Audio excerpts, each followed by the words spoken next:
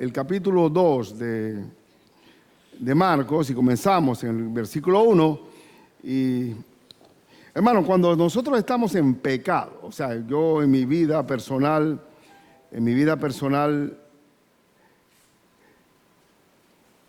recuerdo mi juventud universitaria, aún de secundaria, y puedo ver que el pecado en todas sus matices te paraliza. Yo tendía mucho hacia la depresión, hacia la melancolía. Yo creo que también eso influyó hasta en la poesía, porque en los tiempos míos nos obligaban a nosotros a memorizar poesías. Y cada vez que venían las tías de Panamá, en el interior, me ponían en el centro de la sala a declararles poesía, porque estaban las tías ahí. Y había poesías como Canto del Ruiseñor de Rubén Darío, Ricardo Miró, que él dice: miren si este final no es depresivo. Señor, ya no quiero nada ni amor, porque el amor es siempre motivo de dolor. Dame tan solo paz, dame tan solo el olvido, dame la gracia última de quedarme dormido por siempre bajo tierra, en un lugar perdido donde no oiga palabras ni me turbe el ruido. Eran poesías depresivas totalmente. Y decía mis tías: bien, otra. Y de repente cuando estaba por allá: ¿qué le pasa a Ricardito? Eso estaba ya incubado ahí, ¿sí o no? Entonces después, con poesías de diferentes matices, porque los poetas no saben a veces, son poetas en gran parte por su hipersensibilidad a las cosas. Entonces, sea melancolía, sea cólera, sea enojo, sea amargura, sea resentimiento, sea remordimiento, el hombre está encadenado al pecado. Y para eso vino Cristo, para dar libertad a los cautivos, a los oprimidos, a los que están en prisiones de maldad. Y Cristo dijo en sus palabras: y conoceréis la verdad, y la verdad os hará libres. La libertad en la Biblia se refiere a la libertad del pecado. Saber que ya el pecado no se enseñorea de mí, que Cristo rompe mis cadenas y puedo liberarme de mis propios males por la gracia del Señor Jesucristo. Entonces, esa es lo más importante de hoy que vamos a ver sobre el perdón de pecados. Vino Cristo a quitar el pecado. En Efesios, en la carta del apóstol Pablo a los Efesios, dice que nosotros estábamos muertos en nuestros delitos y pecados, siguiendo la corriente de este mundo, ¿no? Siguiendo al príncipe de la potestad del aire, que es el diablo.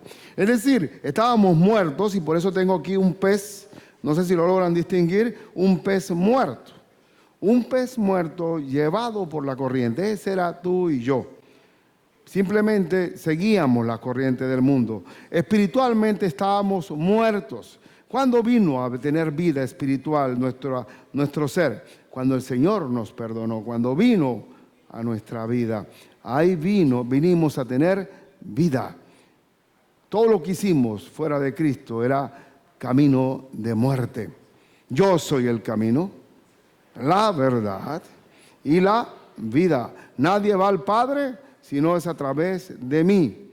Y hermano, quiero hoy, a la luz del milagro que hizo Cristo al paralítico, que nosotros veamos varios principios que tienen que ver, valorar el perdón de pecados y al Cordero de Dios que quita el pecado del mundo.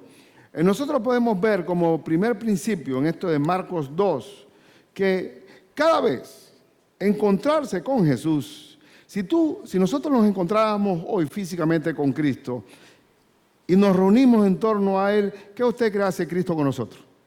Comienza a hablar sobre el Real Madrid y Barcelona. ¿Qué hablaría Cristo con nosotros? ¿Cuál sería nuestra relación con Él? ¿Sabe lo que hablaría? Hablaría de la palabra de Dios. Él siempre, desde cada vez que abrimos la Biblia, Cristo con sus discípulos, Cristo con el pueblo, Cristo en cualquier sitio, siempre está desenvainando la espada del Espíritu, que es la palabra de Dios. Veamos nuestro texto base. Si tú buscas a Cristo, Lo primero que te vas a encontrar es encontrar con su palabra. Entró Jesús otra vez en Capernaum, una de las ciudades del lago de la Galilea, después de algunos días, y se oyó que estaba en casa. Ustedes, si hemos visto el libro de Marcos, hemos visto que Cristo hizo muchos milagros en Capernaum.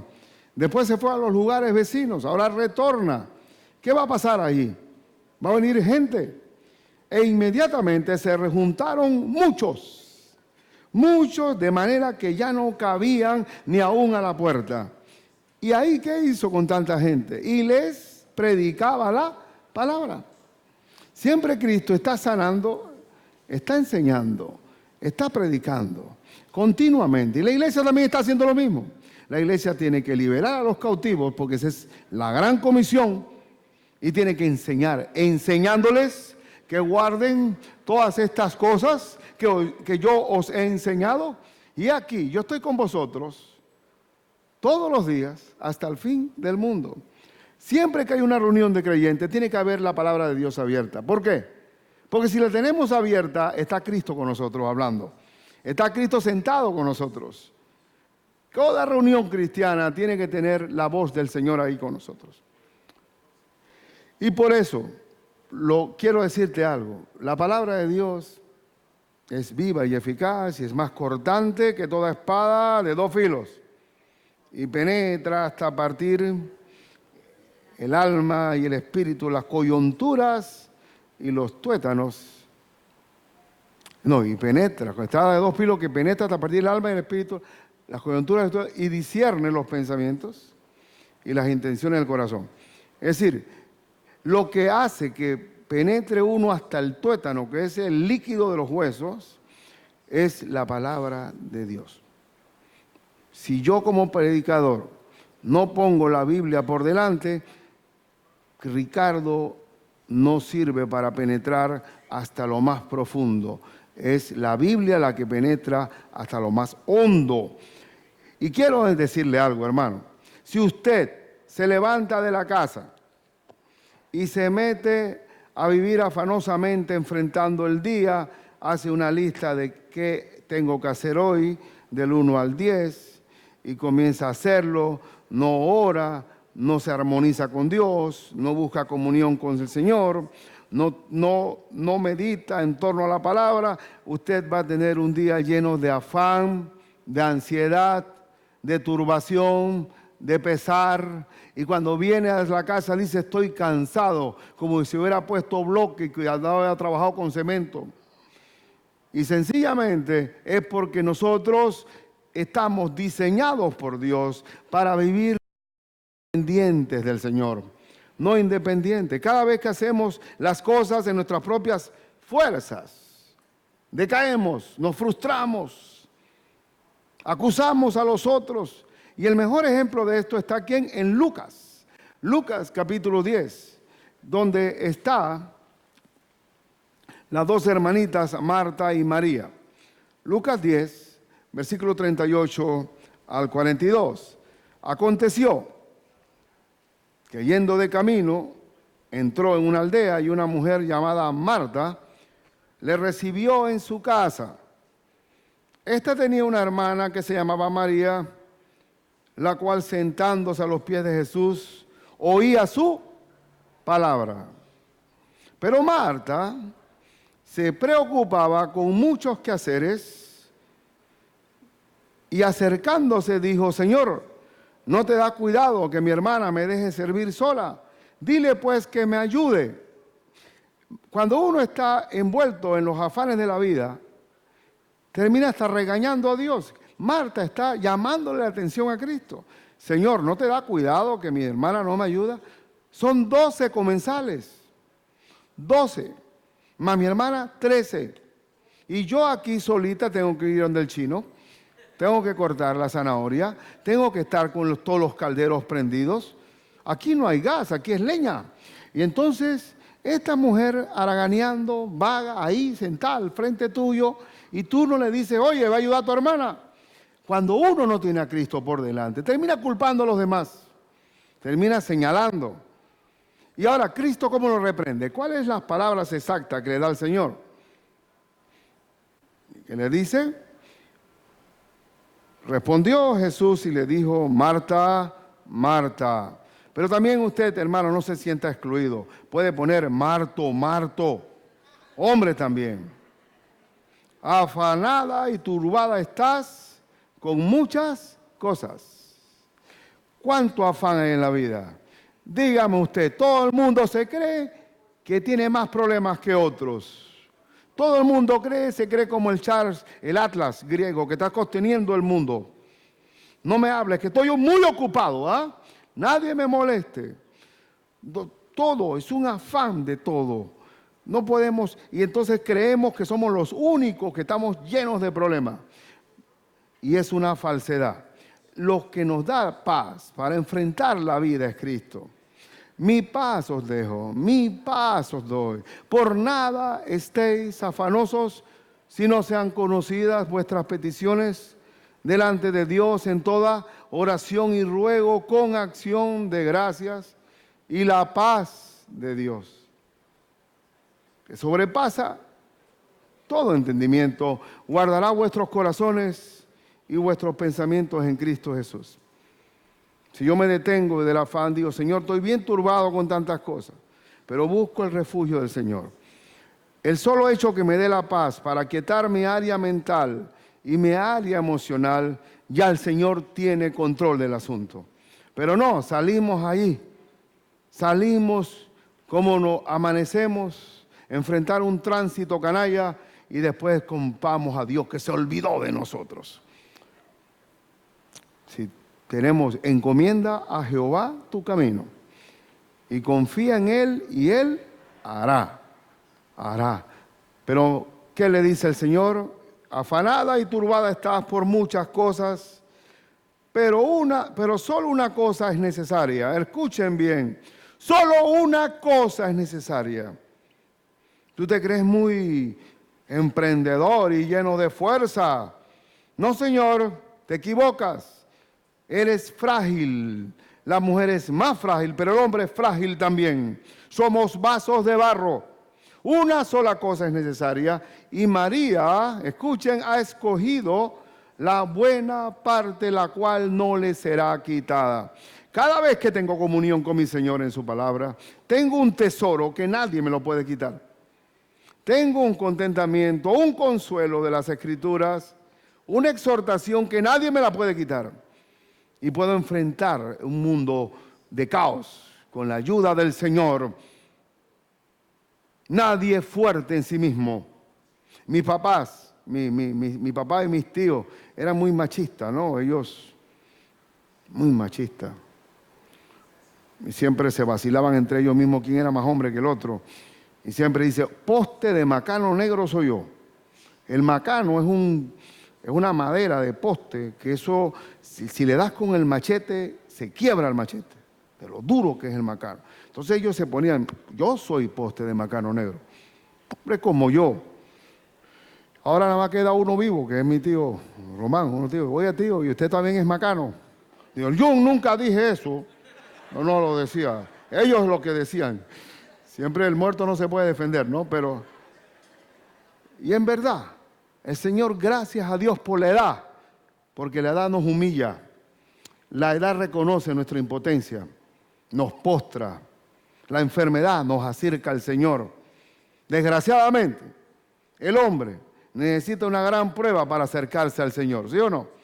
Que seamos jóvenes simpáticos con algo de platita y con papás que ganan bien para ver quién quiere recibir a Cristo. Nadie, no me hable siquiera de eso. Fanático. Pero cuando estamos en el suelo, entonces miramos al cielo. Y eso fue conmigo y con la mayoría que estamos aquí. Las pruebas nos acercan a Dios y también las pruebas hacen que el creyente dependa de Dios.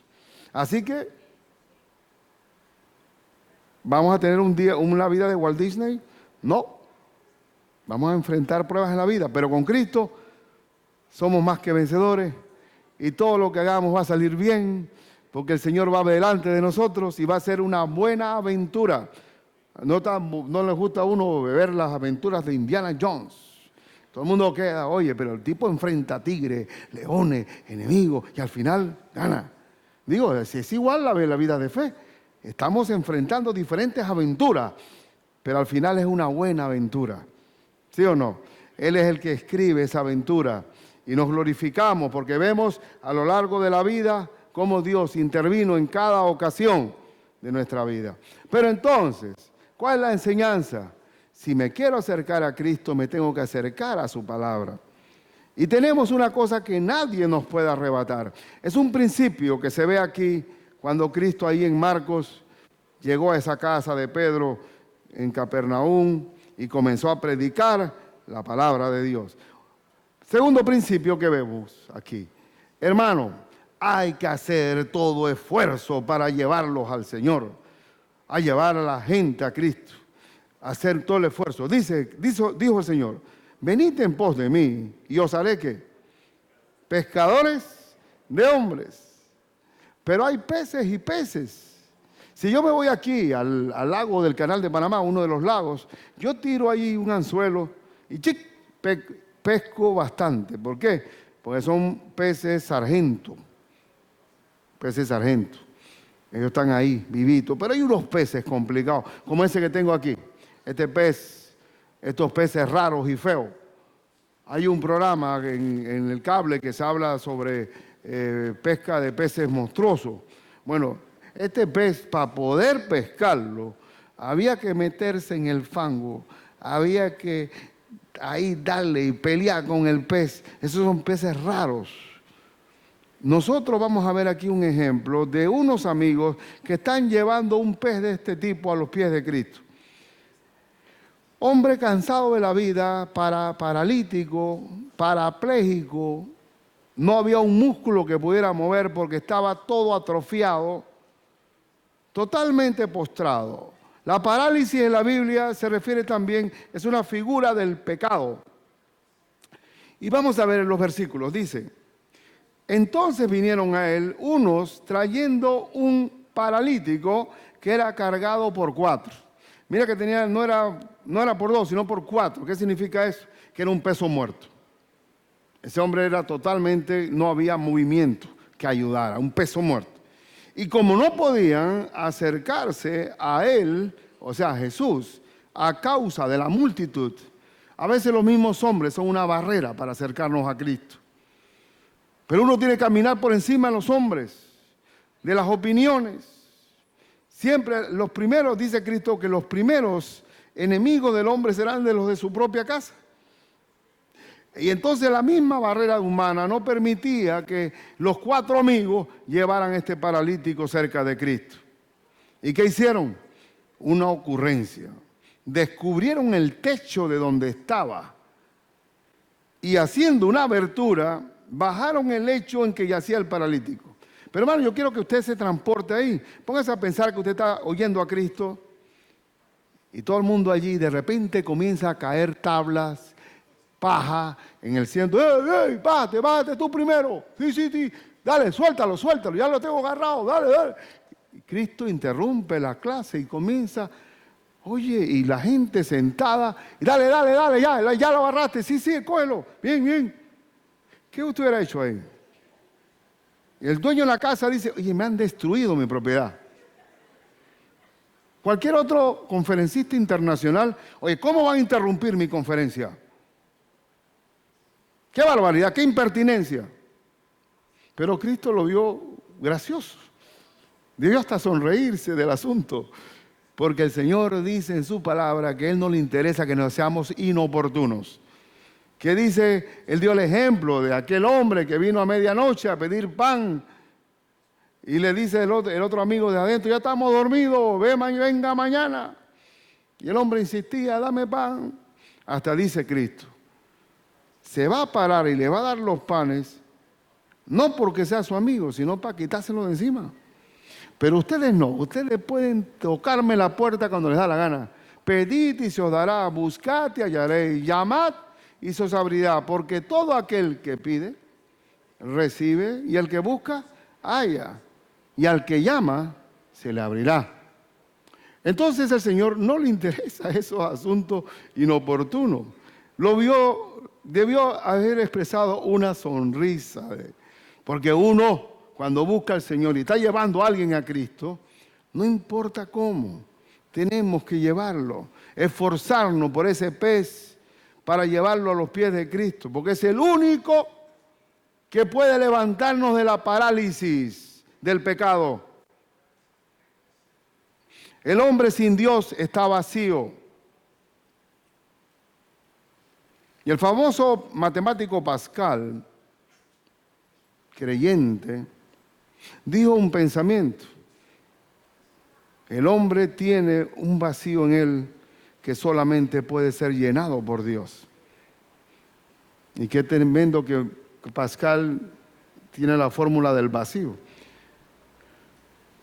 Porque cuando uno llega a ver a Cristo en su profundidad, en su dimensionalidad, en su altura, la anchura, uno se queda maravillado de todo lo que nos nutre el Señor, el sentido que da la vida, que la vida no es nacer, crecer, multiplicarnos, casarnos, multiplicarnos y morir.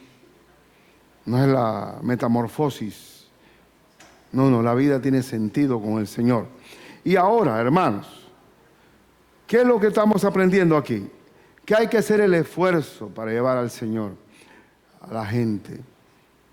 Que uno tiene que ser sensible a la necesidad humana. Que tiene uno que involucrarse con la gente. Amar a la gente. Y la mejor forma de amar a la humanidad es llevarlo a los pies de Cristo. El tormento del hombre. El hombre tiene 3 problemas. El pecado, el sufrimiento y la muerte. Y los 3 problemas vino a resolverlo el Señor.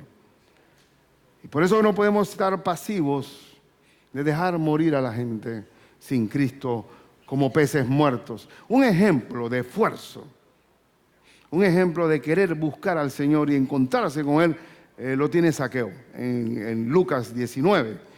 Lucas 19, vamos a consultar al médico Lucas. Lucas 19 dice, habiendo entrado Jesús en Jericó, iba pasando por la ciudad y sucedió que un varón llamado Zaqueo, que de ahí vendrá la palabra saqueador, que era jefe de los publicanos y rico. Los publicanos eran gente corrupta, despreciada por los judíos porque recolectaban impuestos para Roma. Ellos recantaban, ¿no? 1 para Roma, 3 para mí, 1 para Roma, 3 para mí, y siempre se hacían ricos, siempre la corrupción ha existido. Aparte, era jefe de los publicanos, no era un publicano, era el jefe de los publicanos. Por tanto, tenía poder político. Y también era rico, tenía poder económico. Pero dentro de Zaqueo había un gran vacío. El poder y la riqueza no llenan a nadie. Cristo dijo que la vida del hombre no consiste en la abundancia de bienes que posee. Yo puedo tener 200 pares de zapatos, pero no tengo nada más 2 pies. ¿Cuántos filetes tienes que comerte tú para sentirte espléndido en tu banquete? Si nada más tienes un solo estómago. No es la abundancia de bienes. Tú no agarras un zapato Florchem y dices, ¡uy, Señor, qué lindo este zapato!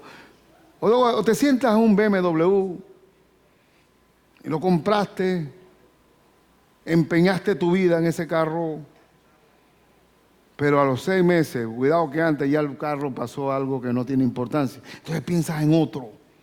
Este ya no me gusta, ya está viejo, quiero que cambiarlo. Los bienes no llenan a nadie. Zaqueo con toda su riqueza y su poder político era un hombre vacío. Y vamos a ver qué hizo Zaqueo, estamos hablando de esfuerzo, ¿verdad? Y dice, procuraba ver quién era Jesús, pero no podía a causa de la multitud.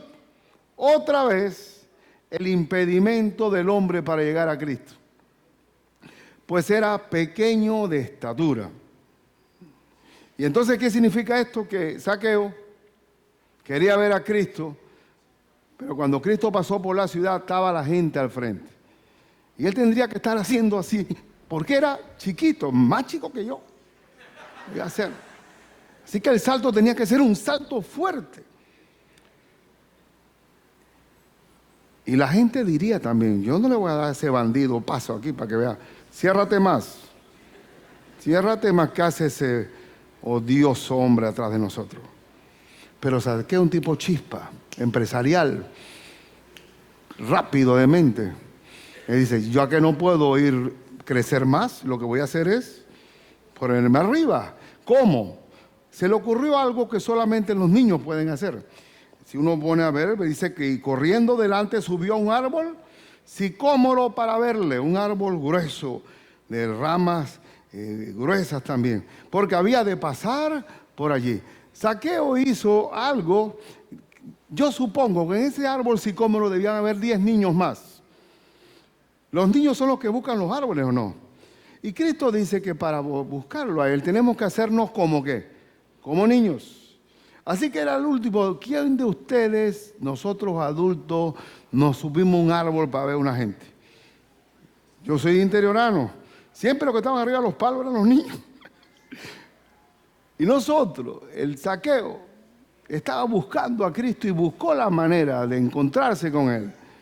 Y uno hace el esfuerzo y cada vez que uno quiere buscar al Señor lo encuentra. Cuando yo estaba casado, al principio tenía a Richie y venía Milcar en la barriga y Katy estaba haciendo sus espaguetis y yo ahí esperando, pues, viendo televisión. Digo, Katy, tú sabes una cosa, esta es una vida inútil, un domingo. ¿Qué vida más vacía la de nosotros? Nosotros tenemos que buscar a Dios. Y basta con el deseo de que uno querer buscarlo cuando Dios está mostrándose a través de alguien. El solo hecho de que el hijo pródigo quiso y dijo, en la casa de mi padre hay abundancia de pan, hasta los jornaleros están mejor que yo, voy a regresar allá y decirle que no me reciba como hijo, sino como jornalero. Y ya cuando vino de retorno, ya el papá lo avistó desde lejos y corrió hacia él, porque basta con querer buscarlo que el Señor ya viniendo donde nosotros. A través de un predicador, de un testigo, el Señor se mueve con el corazón de aquel que lo quiere buscar. Y el primero en darse cuenta que lo estaba buscando, ¿quién fue? El mismo Cristo. Búsquenlo, véanlo que a ver qué dice. Y dice, cuando Jesús llegó a aquel lugar, verso 5, mirando hacia arriba, le vio y le dijo, Zaqueo, date prisa. Lo primero que hizo Zaqueo debió decir, Zaqueo, y sabe mi nombre. Interesante cuando uno lo llaman por su nombre, ¿verdad? Es una de las cosas más bonitas que uno pueda, cuando una persona se le refiere personalmente a uno. Y ahora yo tengo un río porque yo quiero saberme el nombre de todos. Y tengo que relacionarlo y vincularlo con alguien. Porque no hay cosa más grosera que decir, ¿cómo es que te llamas tú? Allá la vida, eso sí es grosería. Mariela, sí. Oye, cosa. Pero Cristo nos conoce por nombre, ¿sí o no? Dice la Biblia, mis ovejas oyen mi voz y me siguen, y yo las conozco por nombre. Y eso es verdad. Pareciera que uno no tuviera memoria para conocer, pero Cristo nos conoce por nombre. Mi papá tenía unas poquitas vacas, él no era ganadero, eso era un hobby. Unas vacas esas vacas tenían nombre cada una. Maravilla, consentida. Y le dábamos nosotros sal. Y nunca puedo olvidarme de la lija esa cuando pasaba esa lengua por ahí. Torón así, lo estábamos. Pero papá decía, ustedes no entran conmigo al corral, sino cuando ya yo entro. Porque si entran primero salen corriendo. Porque ellos conocían ¿a quién? A mi papá. Es más, no solamente conocían a mi papá. Podían pasar 1000 carros por ahí. Pero cuando ellos escuchaban a kilómetros el motor del jeep, ya estaban todas en el corral esperando. Eso se llama, mis ovejas oyen mi voz y me siguen. Ya cuando estamos en Cristo, ya Cristo nos conoce por nombre. Unos pasajes antes, hubo el encuentro de Cristo con un joven rico. Pregunto, ¿tiene nombre el joven rico? ¿Tiene nombre en la Biblia? No. Pero Zaqueo sí tiene nombre, siendo un bandido. Era de la mafia de Jericó. Pero sin embargo, el nombre de Zaqueo está ahí. ¿Por qué? Porque recibió al Señor. Y el joven rico le dio la espalda. El nombre, todo aquel que no ha abierto su corazón al perdón de Cristo, no va a ser reconocido por nombre propio. Y hermanos, dice al final, dice, entonces él descendió a prisa y le recibió gozoso. Bueno, no he terminado de leer. Zaqueo, date prisa, desciende, porque hoy es necesario que pose yo en tu casa. Tiene valor un hoy. Hoy es necesario que pose yo en tu casa. Hoy es necesario abrir el corazón a Cristo. No lo dejemos para mañana. Al ver esto, entonces dice, entonces él descendió a prisa y le recibió gozoso. Lo va a hospedar, él lo estaba buscando y ese mismo día va a ser hospedador, anfitrión de Cristo. Entonces Zaqueo, puesto en pie, dijo al Señor, he aquí, Señor, la mitad de mis bienes doy a los pobres. Y si en algo he defraudado a alguno, se lo devuelvo cuadruplicado. Ahí hubo una conversión importante, porque Cristo no le dijo nada sobre el dinero, sino que de su propio corazón dice, la mitad de mi fortuna va para los pobres. Y eso es interesante porque el dinero, hay algunos que se bautizan con la cartera afuera, hermano. Es lo último que se convierte en la cartera. Porque el dinero es el Dios más fuerte que hay, porque la raíz de todos los males es el amor al dinero y eso cuesta. Yo puedo repartir lo ajeno, pero lo mío es otra cosa. Pero aquí se ve claramente en Zaqueo el cambio de corazón totalmente. Su corazón no estaba en las riquezas. Y entonces dice el verso 9, Jesús le dijo, hoy ha venido la salvación a esta casa, por cuanto él también es hijo de Abraham, porque el Hijo del Hombre no vino a buscar, vino a buscar y a salvar lo que se había perdido. ¿Para qué vino Cristo? Para buscar a los perdidos. ¿Para qué vino Cristo? Para salvar a los enfermos, a sanar a los enfermos. Y por eso el creyente tiene que saber que en su vida personal se va a encontrar compartiéndole a Zaqueos. Se va a encontrar compartiéndole a una María Magdalena que estaba con 7 espíritus endemoniados dentro de ella. El amor de Cristo no tiene acepción de personas y lo más interesante en la vida de fe es que te puedes extrañar que una persona de maldad sea la primera en abrir su corazón al Señor, a su perdón. Y resulta, ¿por qué será que el más malo se arrepiente más rápido? ¿Por qué? Porque él ya sabe que el pecado no le brinda nada. Ya él tocó plan. Él ya sabe. Pero el que se cree bueno está señalando a otros, pero no se ve a sí mismo. ¿Qué dice la Biblia? Por cuanto todos pecaron, están destituidos de la gloria de Dios. ¿Y todos qué es? Todos son pecadores. No, pero yo siempre, lo que pasa es que hay pecados visibles y hay pecados invisibles. La envidia no se ve. La envidia no se ve, la prostitución se ve. La drogadicción se ve. Pero el que no tiene pecado visible comienza a señalar a los que tienen pecados, a los que no tienen pecado visible, sí, comienza a señalar a los que tienen pecado visible. Pero todos somos pecadores. Todos en realidad somos Zaqueos delante del Señor. Porque no es por lo bueno y lo malo que hayamos hecho en la vida. Por cuanto todos pecaron, están destituidos de la gloria de Dios. ¿Y para qué vino Cristo? Precisamente porque no nos podemos autosalvar. Necesitamos un Salvador. Y ese Salvador se entrega para salvarnos a nosotros. El inocente muere por el culpable. Se declara reo de muerte delante de Dios. Y toda la justicia de Dios cayó sobre Cristo para que nosotros pudiéramos recibir el perdón de pecados. Entonces hay que hacer el esfuerzo por llegar y llevar a los hombres al Señor.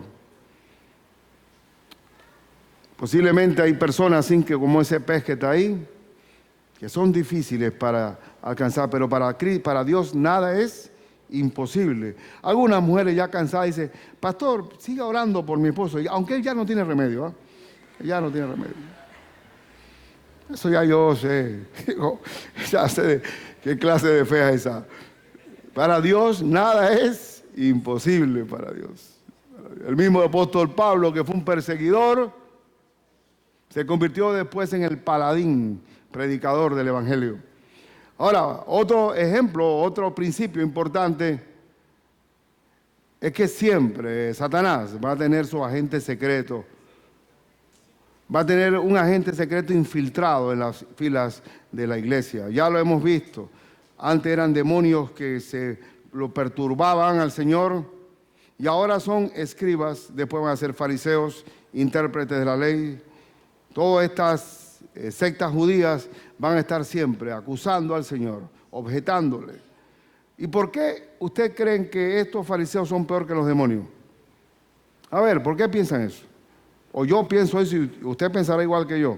¿Por qué el espíritu del hombre es más difícil que a un demonio? Porque cada vez que Cristo le decía a un demonio, cállate, sal de él. ¿Lo obedecía o no? Pero estos no. Estos no. Estos se van hasta crucificar al Señor a la cruz.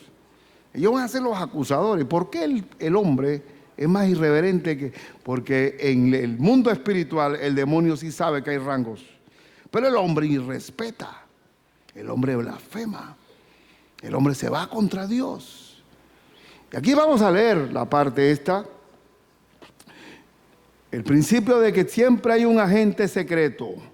Estaban ahí en la casa de Pedro mucha gente y dentro de esa casa había ovejas, o no, lobos vestidos de oveja. Qué bonita fotografía, se nota allá atrás.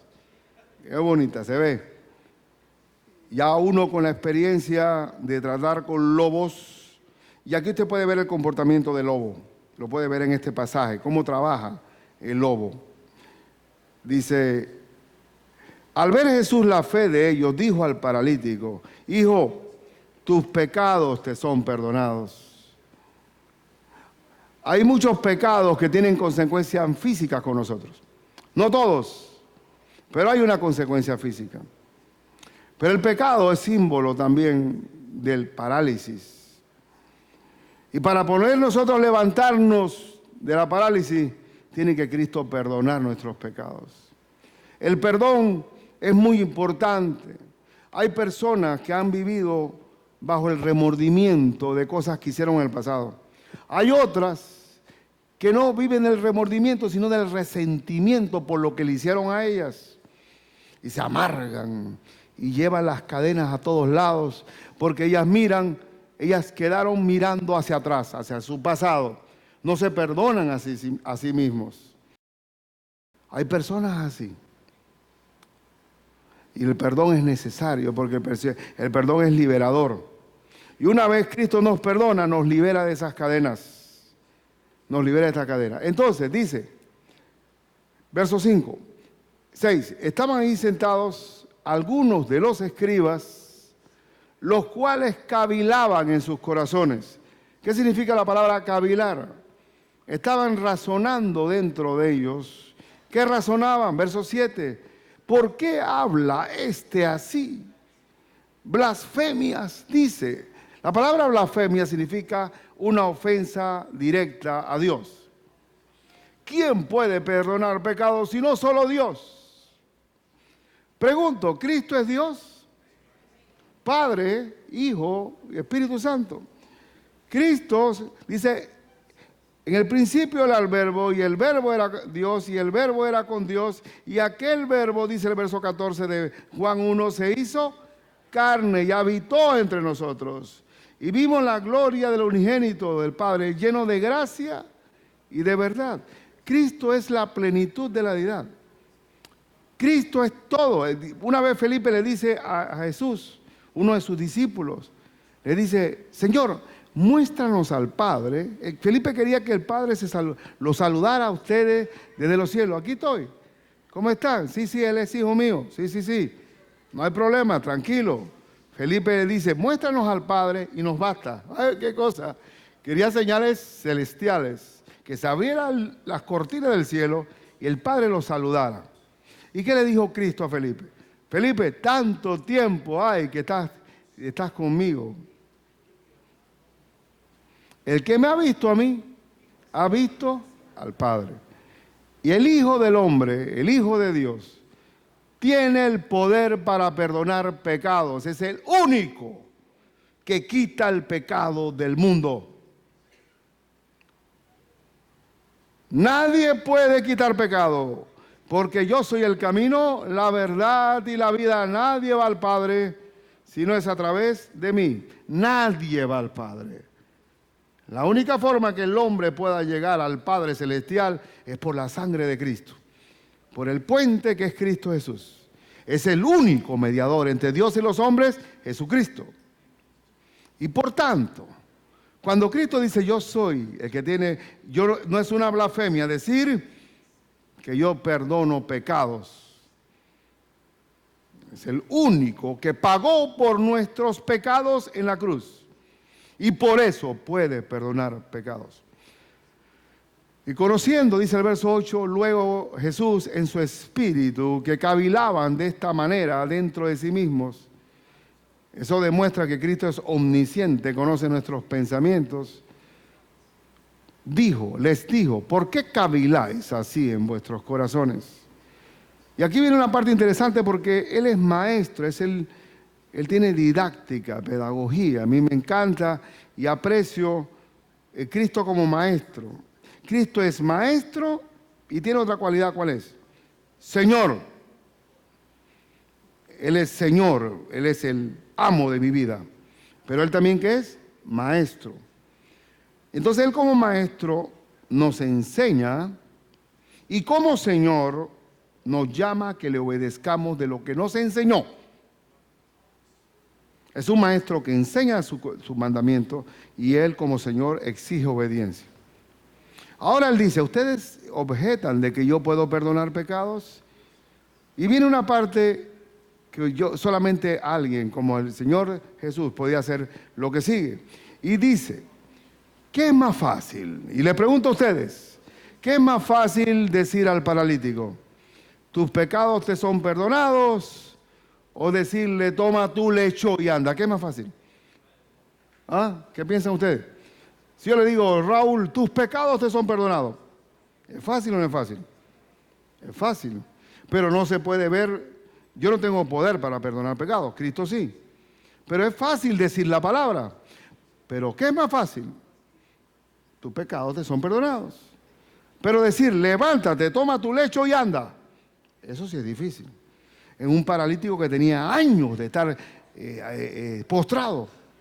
Entonces, Cristo une los dos y dice, pues para que sepáis que el Hijo del Hombre tiene potestad en la tierra para perdonar pecados, dijo al paralítico, a ti te digo, levántate, toma tu lecho y vete a tu casa. Y entonces dice el verso 12, entonces él se levantó enseguida y tomando su lecho salió delante de todos, de manera que todos se asombraron y glorificaron a Dios diciendo, nunca hemos visto tal cosa. Esa era una señal maravillosa, pero la sanidad del paralítico era para mostrarnos una verdad, que Cristo tiene el poder para perdonar pecados. Nosotros consideramos que el poder de Dios tiene poder para hacer milagros, sí. Tiene poder para hacer superar cualquier prueba, sí. Pero lo más grande que hay es que Dios nos perdonó nuestra maldad y nos dio entrada a la vida eterna. Eso es lo más grande que hay. Porque de algo nos vamos a morir y no sabemos qué edad vamos a tener, solo Dios lo sabe. Pero lo más importante del hombre, ¿cuál es? Estar registrados en el libro de la vida por el Cordero de Dios que quitó mi pecado. Y cuando el diablo llega allá y ciega todos los días y acusa a Vidín, acusa al otro, a Deni, a Papito, ese tipo es hijo tuyo. Ese dice que es hijo tuyo. Mira cómo se comporta. Y Cristo se levanta como abogado y dice, Él creyó en mí. Y yo lo he perdonado. Y la sangre mía cubre ese pecado. Y dice el Padre, cierto, yo no soy juez de Él, sino que soy su papá.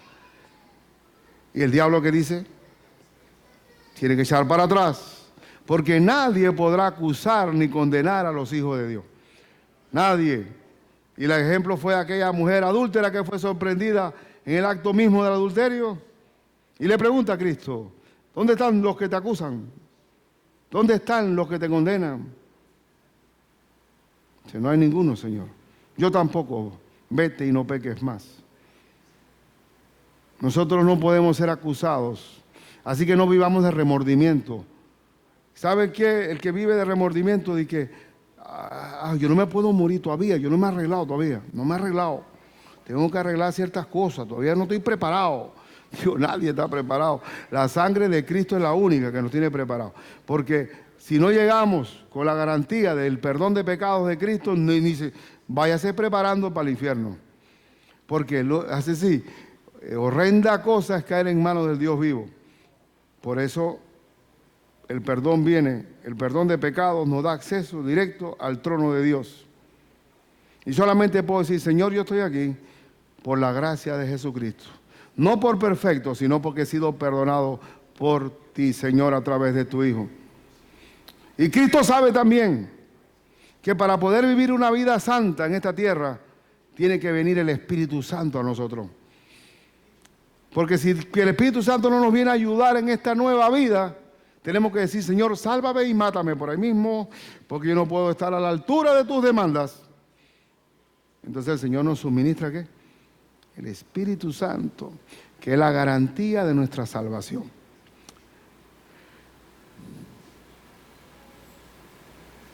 ¿Para qué vino Cristo? Primera de Juan 3:8 dice, leámoslo. Primera de Juan 3:8. El que practica el pecado es del diablo, porque el diablo peca desde el principio. Para esto apareció el Hijo de Dios, para deshacer las obras del diablo. Cuando Cristo viene a nosotros, deshizo las obras del diablo. Hay muchachos, mujeres o hombres que fueron abusados por sus parientes, personas que han sido maltratadas desde niños. Y vienen una vida llena de amarguras, de rencores, de enojos. ¿Quién puede deshacer esa obra malévola en nosotros? Solamente Cristo. Cristo es el único que puede hacer que nuestros odios se conviertan en amor. Es el único. Eso no lo puede hacer nadie. Eso no lo puede hacer la cárcel. ¿Por qué el ladrón? ¿Qué hay que hacer para que el ladrón no robe? ¿Qué hay que hacer? Meterlo en la cárcel. Pero cuando sale de la cárcel viene con un doctorado para hacerlo mejor. ¿Qué hay que hacer para que el ladrón deje de ser ladrón? Tiene que ser otra cosa. Y la única manera de hacer otra cosa es que reciba al Señor. Porque de modo que si alguno está en Cristo, nueva criatura es. Las cosas viejas pasaron aquí, todas son hechas nuevas. Y eso es lo que pasa, que el cambio radical que produce Cristo en nosotros, eso es para deshacer las obras del diablo, la muerte, el sufrimiento y el pecado. Y por eso que una vez un cazador africano se va donde un misionero y le dice, ¿usted se acuerda de una Biblia que usted me dio a mí? Yo no la quería. ¿Y qué pasó? No, mi perro se comió esa Biblia. Y igual no hay problema, le doy otra. No, yo no quiero otra. Sino que tengo problema es que cuando la gente lee ese libro, yo he visto gente fiera que se han vuelto unos corderitos. Gente que son bravas y han sido ahora amorosos. Y ahora yo tengo miedo que el perro mío no case. Entonces, es todo un problema para mí ahora. Eso es lo que hace el Señor. Es lo que hace el Señor. Eso no lo hace la cárcel, no lo hace la universidad. Por los cuales son los grandes problemas que tenemos en nuestra sociedad. ¿A qué se debe tanta, a veces, pandillas, delincuencia? Falta de Cristo, falta de hogar. Pero si un hogar sin Cristo es como si no hubiera nada. Y por eso el único que tiene poder para perdonar pecados es el Señor Jesucristo. Léanse como último texto en Colosenses 1:13, una carta de Pablo carcelaria. Colosenses 1:13 dice: el cual nos ha librado de la potestad de las tinieblas. Cuando nosotros recibimos el perdón del Señor, nos libra del poder de las tinieblas en nosotros y nos ha trasladado al reino de su amado Hijo, en quien tenemos redención por su sangre, el perdón de pecados. Cuando recibimos el perdón de Cristo, hemos sido trasladados de la selva del mundo y trasplantados al jardín de Dios, que es su reino. Y por eso, quiero solamente a manera de aplicación, yo quiero decirte a ti, no pienses solamente que el pecado, el perdón de pecados ocurre afuera. Cuando nosotros pecamos como cristianos, ¿qué pasa con nosotros? Perdemos la comunión con Dios. ¿Qué pasa con nosotros? Nos paralizamos. ¿Qué hay que hacer? Inmediatamente ponernos a reconciliarnos con Dios. Primera de Juan 1:9 dice que si confesamos nuestros pecados, Él es fiel y justo para perdonar nuestros pecados y limpiarnos de toda maldad. Cuando nosotros pecamos, rompemos nuestra comunión con Dios. Algunos dicen, cuidado con el pecado porque van a perder la salvación. Digo, hermano, cuando el Señor nos recibe como hijos, no nos echa fuera. No nos echa fuera. Ah, sí, pastor, entonces hay licencia para pecar. Ahora, como la salvación no se retira, vamos a hacer fiesta y venimos a la iglesia a tocar pandereta. Digo, hermano, estás bien equivocado. Si ese hombre aceptó de corazón a Cristo, le van a pasar 3 problemas si se va a tirar una canita al aire. Número 1, todo lo que hace fuera de Cristo en pecado va a ser muerto y estéril. Porque separados de mí, nada podéis hacer. Él va a recibir una vida estéril y vacía, separado del Señor. Segundo, estamos hablando de un creyente separado en pecado. Segundo, todo lo que cosechas, todo lo que siembras, vas a cosechar. Una muchacha que resulta que se enamora y sale embarazada, Dios lo perdona, sí, la perdona, pero ahí está el bebé. Hay consecuencias. Y número 3, Dios te azota si te recibió como hijo. Prepárate para la cuera, para la paliza y para la zurra, porque Él te va a traer de vuelta. Te va a traer de vuelta en medio del dolor. Y a veces viene, pastor, yo quiero contarle, ¿te acuerdas que yo estaba perdido, pero ya vine de vuelta? No me cuentes, yo no necesito los detalles. Pasaste mal, todo te ha salido pésimo, has estado lastimero. Sí, ven, entra al reposo de tu Señor.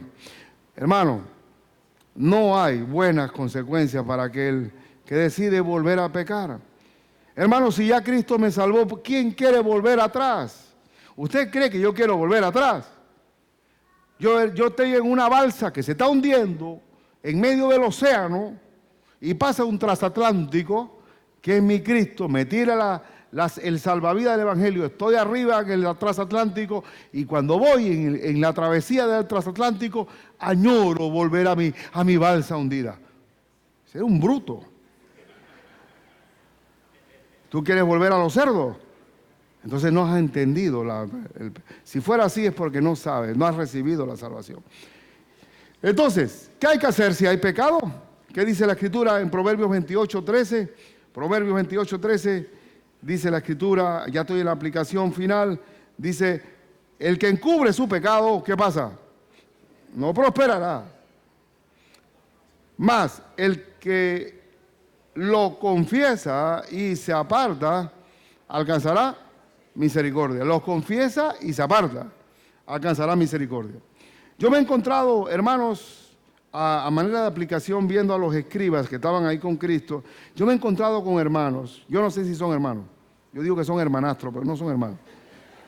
Escribas que están más bien, en vez de escuchar el Evangelio, escuchar la predicación de la palabra, están cazando errores. Eso está mal, está fuera de lugar. Son personas que son arrogantes, orgullosos, no tienen humildad, están viendo la falla de la otra persona. Si Cristo tuvo esas batallas, yo también como pastor del Evangelio lo vamos a vivir. Lo que se llaman los lobos rapaces. Ellos no son convertidos, pero están ahí en medio de la casa, están viendo el milagro y todo lo demás. Pero ellos no tienen arrepentimiento. Son agentes del diablo. ¿Qué hay que hacer con ellos? No lo puedes sacar así tan rápido porque si arranca la cizaña te puede llevar trigo. El Señor se va a encargar.